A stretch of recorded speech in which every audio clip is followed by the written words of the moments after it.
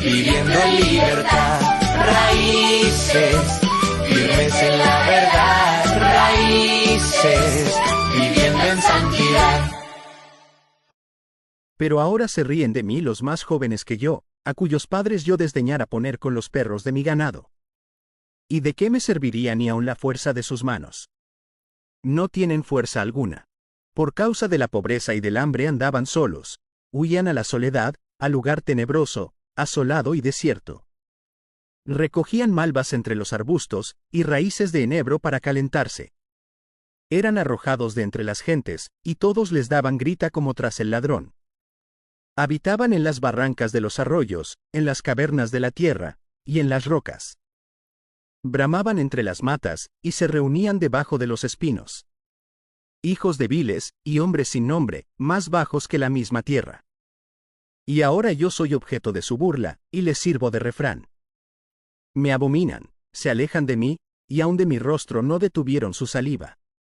Porque Dios desató su cuerda, y me afligió, por eso se desenfrenaron delante de mi rostro. A la mano derecha se levantó el populacho, empujaron mis pies, y prepararon contra mí caminos de perdición. Mi senda desbarataron, se aprovecharon de mi quebrantamiento, y contra ellos no hubo ayudador. Vinieron como por portillo ancho, se revolvieron sobre mi calamidad. Se han revuelto turbaciones sobre mí, combatieron como viento mi honor, y mi prosperidad pasó como nube. Y ahora mi alma está derramada en mí, días de aflicción se apoderan de mí. La noche taladra mis huesos, y los dolores que me roen no reposan. La violencia deforma mi vestidura, me ciñe como el cuello de mi túnica. Él me derribó en el lodo, y soy semejante al polvo y a la ceniza. Clamo a ti, y no me oyes, me presento, y no me atiendes. Te has vuelto cruel para mí, con el poder de tu mano me persigues. Me alzaste sobre el viento, me hiciste cabalgar en él, y disolviste mi sustancia. Porque yo sé que me conduces a la muerte, y a la casa determinada a todo viviente. Mas él no extenderá la mano contra el sepulcro. ¿Clamarán los sepultados cuando él los quebrantare? ¿No lloré yo al afligido? ¿Y mi alma, no se entristeció sobre el menesteroso? Cuando esperaba yo el bien, entonces vino el mal, y cuando esperaba luz, vino la oscuridad. Mis entrañas se agitan, y no reposan.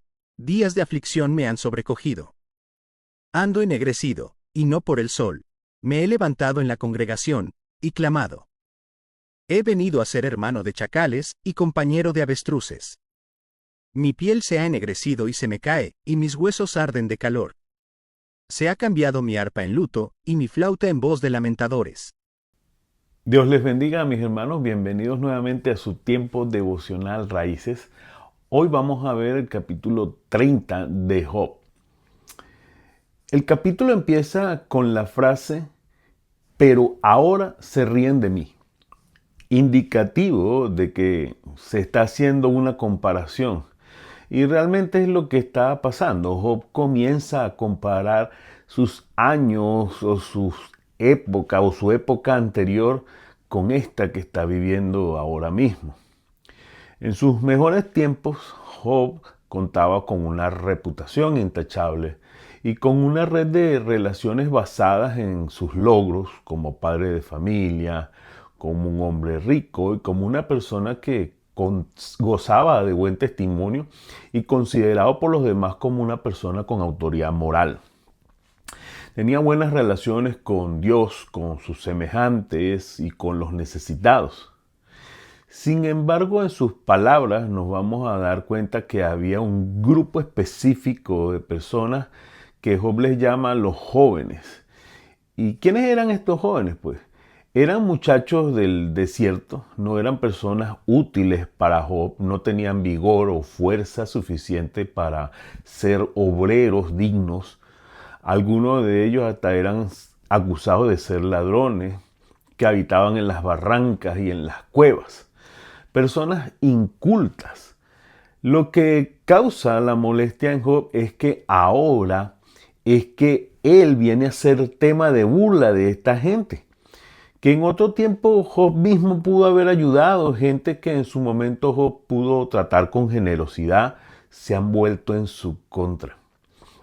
Realmente es la ingratitud de ellos lo que causa la indignación de Job.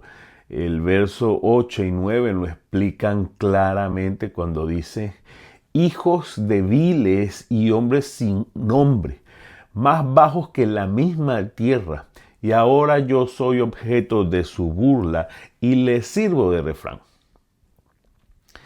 Algo que no se debe dejar de lado en toda la historia de Job es que su sufrimiento fue integral. Según lo que hemos visto en este pasaje, Job está atravesando un tiempo de frustración y en capítulos anteriores la incertidumbre juega un papel importante en su vida. Pero no debemos olvidar que el sufrimiento físico ha hecho mella en la vida de Job. La metafísica habla de la superioridad de la mente sobre el cuerpo y los que la practican insisten en que con éxito pueden separar lo que su mente puede sentir de lo que su cuerpo. Es decir, lo que ellos piensan no afecta su cuerpo y lo que el cuerpo hace pues no afecta su mente. Pero eso es totalmente contrario a lo que la palabra de Dios nos enseña en 1 Tesalonicenses 5:23, donde dice que Dios mismo, el Dios de paz, os santifique por completo y conserve todo su ser, espíritu, alma y cuerpo irreprochable para la venida de nuestro Señor Jesucristo. Somos seres integrales, espíritu, alma y cuerpo. Y cuando algo nos afecta en la totalidad de nuestro ser. El dolor, el sufrimiento, la pérdida de la vitalidad que Job ha experimentado progresivamente, claro que ha causado efectos en su psique.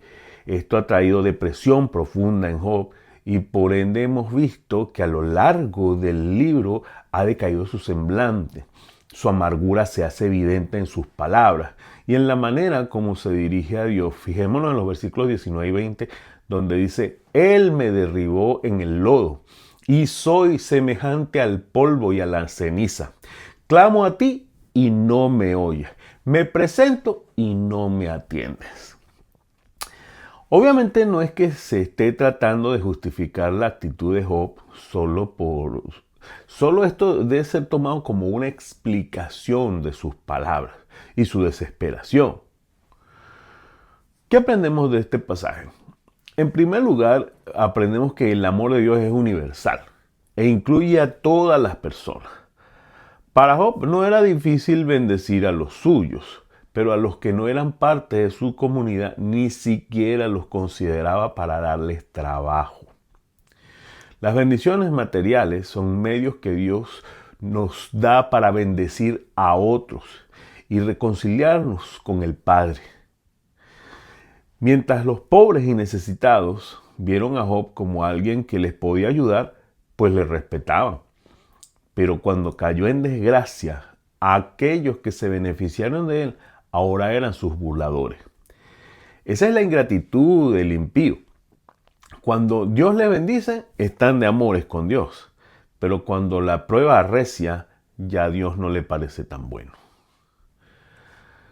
Job en este pasaje aflora su orgullo al recordar su posición privilegiada ante las personas que ahora se burlan de él. Y esto podría serle contado como un pecado de orgullo. Al igual del hecho de que Job hacía acepción de personas. Recordemos que en cualquier ocasión en la que podamos ayudar al necesitado, debemos tratar de que esa persona vea a Dios a través de nuestro gesto y no que nos vea a nosotros como los protagonistas de la bendición. Finalmente, recordemos, somos seres integrales. Difícilmente, o más bien es imposible, que lo que pensemos no afecte lo que sentimos, o lo que sentimos en el cuerpo no afecte nuestro pensamiento. Lo mismo pasa con nuestro espíritu, pero recuerda que ahora Cristo vive en mí y somos templo del Espíritu Santo. Y si dejamos que su espíritu llene la totalidad de nuestras vidas, los cambios se reflejarán directamente en nuestra mente y en nuestro cuerpo. Gracias a nuestro Señor por el estudio de este libro. Sigamos enraizándonos en la palabra del Señor, mis hermanos. Dios les bendiga.